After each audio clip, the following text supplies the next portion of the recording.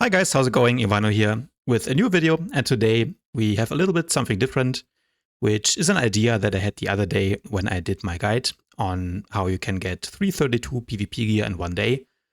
And the idea was, as I was farming the Green Conquest Gear, I wondered how much damage I can do just using that gear and a tactical maybe. I thought let's give it a try. I recorded a few matches, and I also want to give some general tips on how you can do more damage in PvP. So without further ado, this is the gear I'm using. As you can see, it's all the standard Green Conquest gear that you get from the vendor. However, I am using the legendary implants. They are, I think, 326 and 328, just to do some more damage. So these are basically the rules. Now let's jump into the match. First thing, of course, you want to do, it's avoid star via attacker, which is very nice for farming damage. A big smash here, which is really good. The key to doing top damage is always abusing AoE stacks like this. Ideally, I would have liked to get the red buff, but I don't get it. And now here what I'm doing is really just looking for a good target. And a good target means ideally someone that is squishy, so a Sage or the Sniper is fine as well. But I am playing Rage Juggernaut or Focus Guardian actually in that case. And a Sniper is not the best target for me to go on. So I would really prefer to tunnel one of those Zorks. And if you want to do the most damage that you can, it's always a good idea to focus on an enemy that doesn't know how to kite. You really never want to duel the best enemy player in the Warzone. You can do that if you want to win. But if you just want to farm damage, find someone that is maybe new to the game or looks like he doesn't know how to kite, has worse gear than you. Although that's probably tough in this instance here. And you try to chase them down and just maximize every global cooldown, never have downtime. So we're doing that here. Unfortunately now all my teammates decide to die. So we're not quite sure what we're doing now. Looks like we're about to go down. But since we're attacker, that's not a big problem. The main thing is just that if you want to do most damage, you never want to have downtime. So here we're leaping to this guy. We keep moving in the direction of the Zerg because we know he's going to jump there. And we follow him, and here we're looking for another AoE. Nice little smash, and immediately we're swapping target to the Sorcerer. So we don't want to waste any time. We're playing solo here. We don't have a healer, so we don't want to waste too much time fighting in this big stack, because that means we're going to die and we're going to lose some uptime. Chasing these guys, I'm going from one target to the next very quickly, just really trying to keep my mini rotation going. If you guys have seen my rage guide, you will of course know what that is. It's basically just, you know, always around those focused bursts, followed by the concentrated slice and keeping them on cooldown as good as I can. So here I'm doing focus burst, concentrated slice, and then just spamming my strike abilities until it comes back up. We're dying here, no big deal, running back in, looking where there are more enemies. Looks pretty good in the left. So we're going here, we're doing our rotation, actually trying to do a smash. That wasn't the best one, but no worries, just keep doing damage. Not gonna stay on this one since he has a cooldown active. And this guy, perfect target. Yeah, the Sorcerer is just spamming his Force Storm.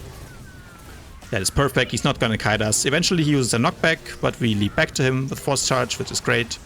And just keep doing our rotation. Substituting Force Sweep for Focus Burst as often as we can, if we can hit more than one target. That's really what you want to do. Unfortunately, we get taken down here again. We're white barred. That's not great. The enemy is targeting us. the game is actually sped up a little bit, so we're at 1.3 times the speed. We decide to run to the other side since we're expecting that the enemies are gonna die on the left. So we're trying to chase the Sorcerer at the same time trying to lost the Sniper. Sorcerer bubbles, and now we are fighting the Sniper. Try not to die here. We have our cooldown coming up soon, so I expect that we pop it. Should pop the Saber Ward, there it is. And now the Sniper nades us, not really sure why. I think what happens now in a second, if I remember this game correctly, is that we kill him and he gets a little mad, and then for the rest of the Warzone we kind of keep dueling him, which is not a good idea.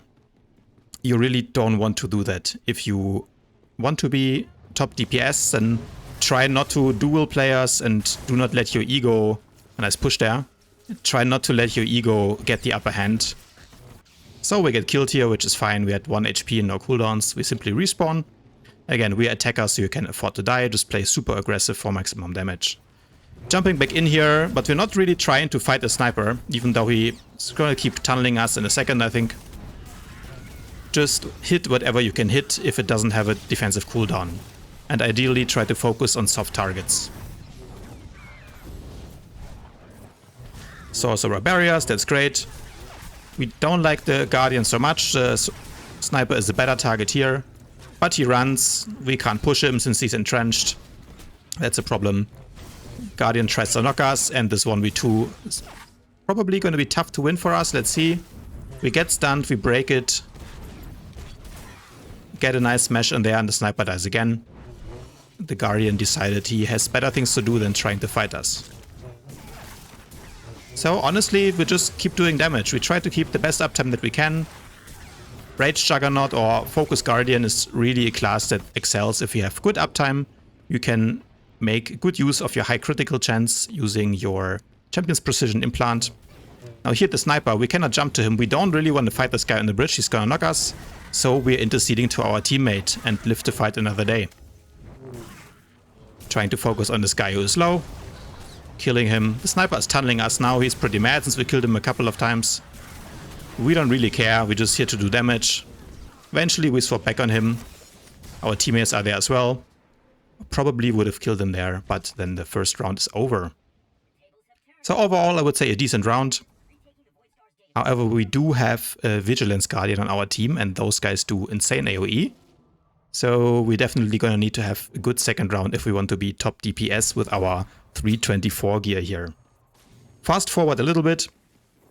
The door opens and immediately we are running in. We don't care about defending the door. We are here to chew bubblegum and do damage, and we're all out of bubblegum. Jumping in on the Sorcerer with a 1-2 combination, stunning him so he doesn't get to run away. And he's almost dead already. His sniper friend comes over again, trying to kill us. We are just kiting away from the sniper, which is really annoying for him. He runs around, trying to chase us. We are running away. And now we're turning around because he's not in cover since he was chasing us, and we can leap to him. So that's just a little trick that you can do if you're playing against snipers and they're chasing you like this. He really has no right doing this as a sniper. He should just be avoiding me, especially since I already killed him 3 times. But we're jumping back in, getting a nice smash. That's 80,000 damage right there. And now the sniper decides to die again. He is probably biting his keyboard right now. So we're back on his sorcerer friend. Doing some damage. The sniper comes again and decides to face tank us. We're just playing with him at this point, to be honest, using our superior mobility here. Jumping away, doing some damage. And there's a mighty sniper again coming into melee range. We see the sorcerer is low, so we execute him. And we jump back on the sniper. He uses his knockback. But this time we have a friend and it's another easy kill. Jumping back in, smashing, killing them all. Now we see no more targets, however we are at 10% and it's the defender round. So I don't necessarily want to die. I expect them to pretty soon tap here. So I want to farm some more damage before the warzone is over. And we're doing exactly that. We see a healer respawns. Now healers are very good targets because they cannot really fight back. They cannot do much except for stun or knockback you. So in a way a healer is almost like a training dummy. You can just parse on them, which is exactly what we're doing here. Farming damage on the poor crosshairs marked guy. And eventually our team catches up with him and he goes down. Now we are defenders, so priority here is not to die, so we can keep doing damage. But it looks pretty good. Damage, damage, damage. 1, 2, 3. Sage goes down. We don't want to be in the big circle because, again, we still do have cooldowns, but we don't have a healer. But they tapped on the other side and the game is over. Let's see how we did. So Scoreboard comes up, 11k DPS. That's not bad. Was enough for top 2 this time, but the Smasher did more damage. Not the best game, not the worst. Maybe could have dueled the sniper a little bit less, focused more on doing damage. But I think overall I'm happy. And let's see, maybe we'll get him next time. If you enjoyed this little commentary, please don't forget to leave a thumbs up on the video. Let me know in the comments what you would like to see next. Subscribe to the channel, and I'll see you guys tomorrow.